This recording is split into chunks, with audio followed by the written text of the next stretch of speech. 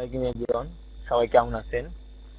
আশা করি সবাই অনেক অনেক ভালো আছেন। আলহামদুলিল্লাহ আমি অনেক ভালো আছি। শেখসাদি একাডেমিতে সবাইকে স্বাগতম।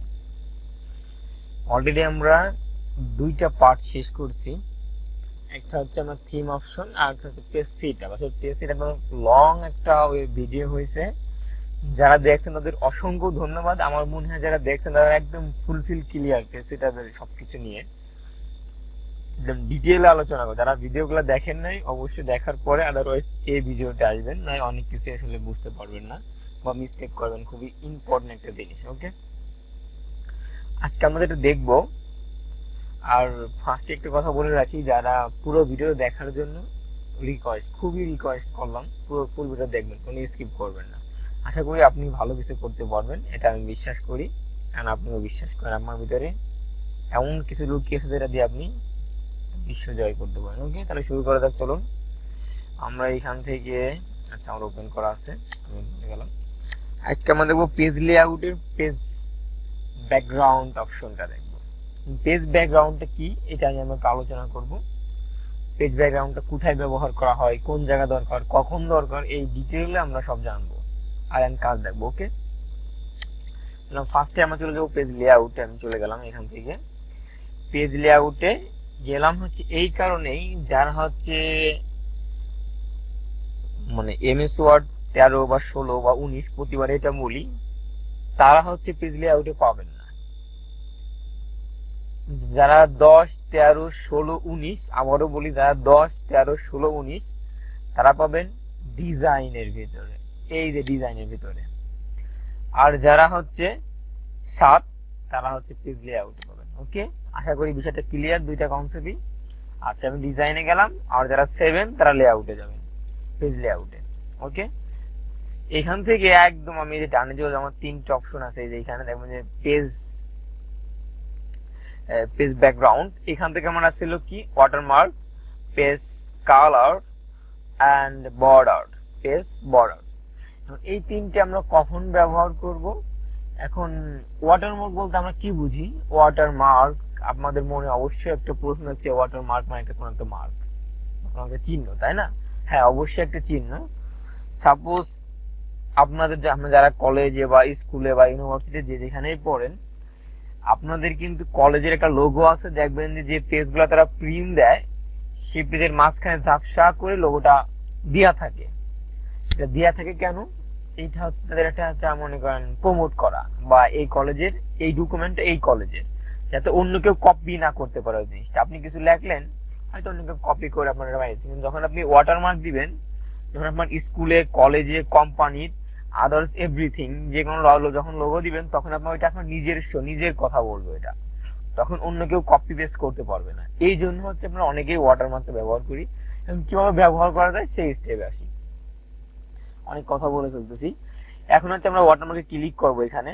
ওকে, মাউসের লেফট বাটনে ক্লিক করার পর এখানে আমরা কয়েকটা স্টাইল এখানে শো করতেছে। এটা হচ্ছে একটু আড়াআড়ি ভাবে, এইটা হচ্ছে সোজা, এইটা হচ্ছে কোনাকুনি, তাই না?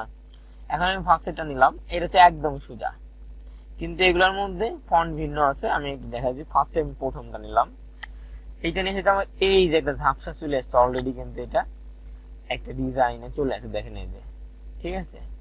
এখন এরপরে তো আমার একটা নেই, এটা আছে যে সোজা যেটা বলছি, এরপরে এইটা আছে এই যে, এরপরে এইটা আছে। এখন আপনাদের মনে একটা প্রশ্ন, ডু নট কপি। আমাদের মনে প্রশ্ন ওটা হচ্ছে, ভাইয়া এখানে তো এইগুলো আছে, আমাদের কোম্পানির নাম দেবো কিভাবে, তাই না? অবশ্যই দিতে পারবেন, সেইখানে আমরা এখন যাচ্ছি, নো প্রবলেম। ওকে, জাস্ট ভিডিওটা দেখতে থাকুন, কন্টিনিউ করুন আমার সাথে। ওকে, এবার হচ্ছে আমরা এখান থেকে তাহলে আমরা এটা উঠাই দিতে পারি। যে আমি এটা পরে দিচ্ছি, আমরা যদি আমাদের নিজস্ব আমাদের মতো করে দিতে চাই আমরা, তাহলে কি করব? এই যে কাস্টম ওয়াটারমার্ক, আমরা এই অপশনে চলে যাব। এখন এইখানে গেলে আমাদের পপ আপ মেনু ওপেন হবে, এইটা সবারই ওপেন হবে। এইখান থেকে আমাদের ফার্স্টে হচ্ছে নো ওয়াটারমার্ক, এটা দিলে ওয়াটারমার্ক হবে না। মানে আপনি চাইলে পিকচার দিতে পারেন, এটা আমি পরে দেখাবো, আসতেছি। এটা আমরা এখানে যাবো টেক্সট ওয়াটারমার্ক, আমরা ফার্স্টে টেক্সট দিয়ে দেখবো, ঠিক আছে। এখন টেক্সট ওয়াটারমার্ক, এই যে টেক্সট, এইখানে আপনাদের নামটা আপনারা দিয়ে দিবেন। সাপোজ এখানে দিলাম আমি সেখসাদি একাডেমি, এখানে দিলাম সেখসাদি একাডেমি প্রো। আর আপনার চাইলে তার নিচে দেখবেন যে ফন্ট, আপনারা যে কোনো ফন্ট এখান থেকে ক্লিক করে ইউজ করতে পারেন। আমি একটা ফন্ট ইউজ করব, আমার এই ফন্টটা মোটামুটি একটু ভালো লাগে, কারণ এটা আমি কোডিং যখন ইউজ করি তখন এই ফন্টটা ব্যবহার করি। ওকে, যাই হোক, এরপরে চাইলে আপনারা সাইজটা বাড়াতে পারেন, আমি চাচ্ছি অতই থাকবে। চাইলে একটা কালারও ইউজ করতে পারেন, আমি এখান থেকে একটা লাল কালার দিয়ে দিলাম, ইউজ করলাম। এরপরে যেটা আমাদের অপশনটা আছে একটা হচ্ছে যেটা আমাদের এই যে আমি এটা সরাই, এটা আছে নাম্বার ফিল, আপনারা এইটাই ক্লিক করেন, মানে এটা ক্লিক করলে একটু চেঞ্জ হবে, মানে আমি এটা উঠাই দিলাম, এই যে এটা চেঞ্জ করলেন, এটা আমি এটা দিয়ে দেখি, এই যে এইটা হবে এইভাবে, এই যে দিলাম, এই দেখেন আমার একদম আমি যেটা লিখছি এই যে সেখসাদি একাডেমি প্রো, এটা চলে আসে। এখন চাইলে আপনারা এখান থেকে আমি আবার গেলাম, এখান থেকে এটা দিয়ে দেখেন এই যে এভাবে আসবে হরিজন্টাল, ঠিক আছে।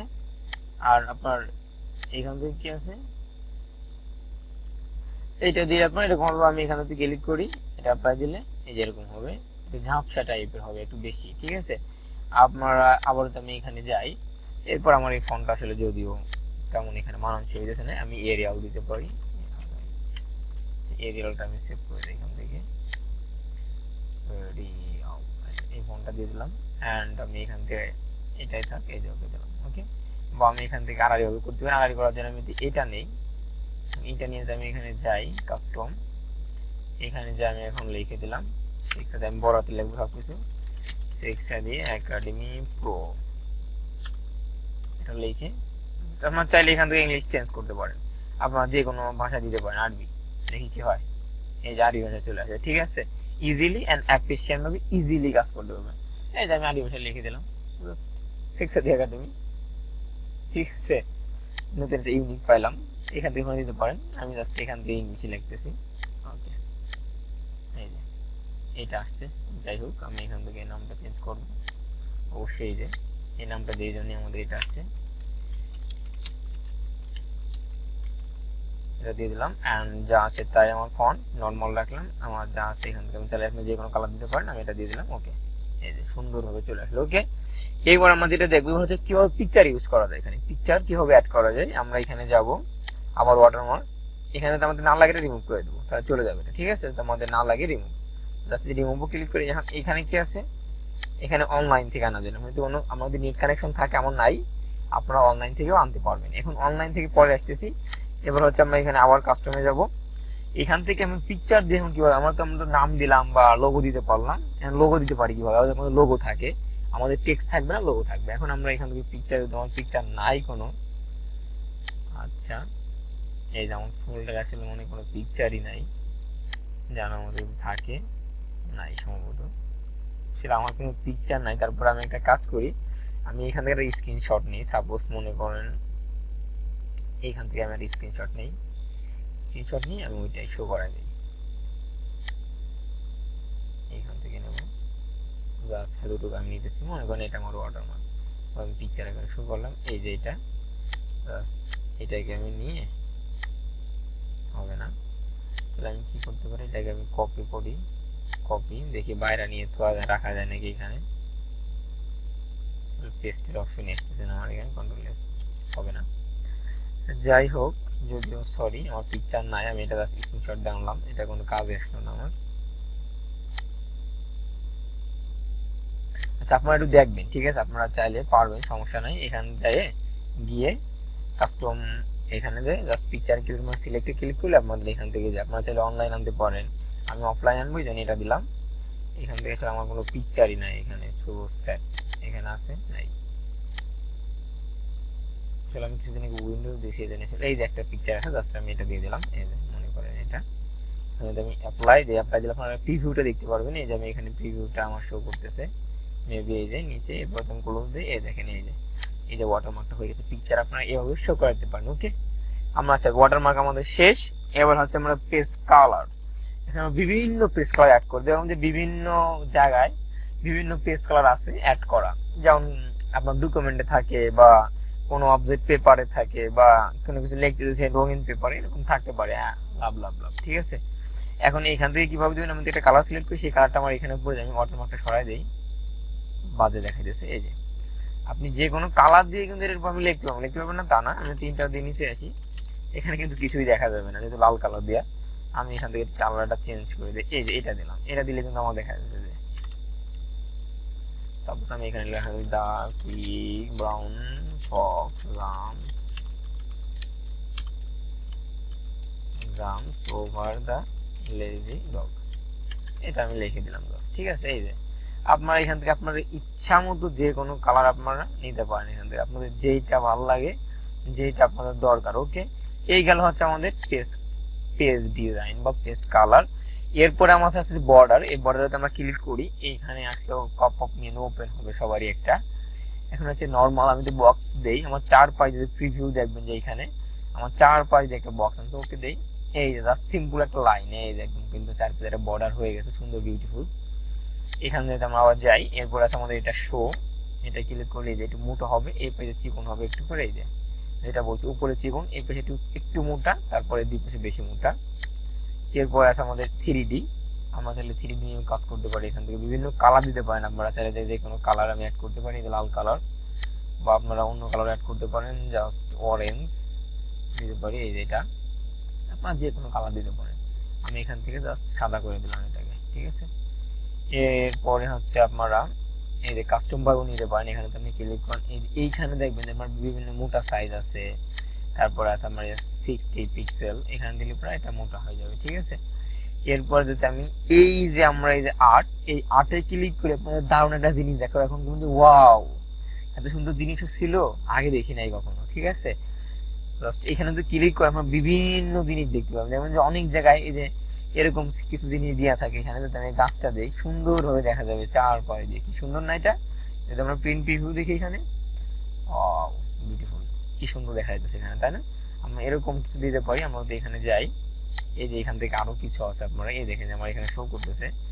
আমি আরো নিচে যাবো, সেটা আমার এই যে লাভ, লাভ আপনারা যদি কারো লাভ দিতে চান সেটাও একটা লাভ বোতল এখানে দিতে পারেন। যাই হোক, ওদিকে চাইতেছি না আমরা। ঠিক আছে, আপনারা এখানে আদারওয়াইজ সব কিছু পাই যায়, আপনার যেটা দরকার।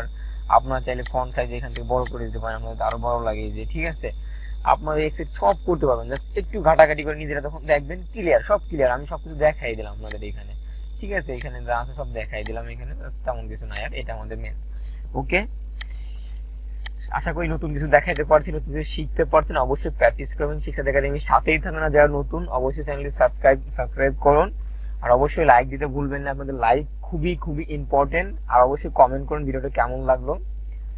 আর যারা সাবস্ক্রাইব করছেন তাদের অসংখ্য অসংখ্য ধন্যবাদ। আর আপনাদের বন্ধুদের সাথে শেয়ার করতে পারেন, যারা অবশ্যই ভিডিওটা দেখে উপকৃত হবে, শুধু তাদেরই শেয়ার করুন। আপনার যে অবশ্যই যার উপকার হবে তাকে শেয়ার করুন, তারা অযথা কোনো জায়গায় শেয়ার করবেন না। সবাই ভালো থাকবেন, শিক্ষা একাডেমির সাথেই থাকুন। নেক্সট ভিডিও এপিসোড আবার দেখা হবে।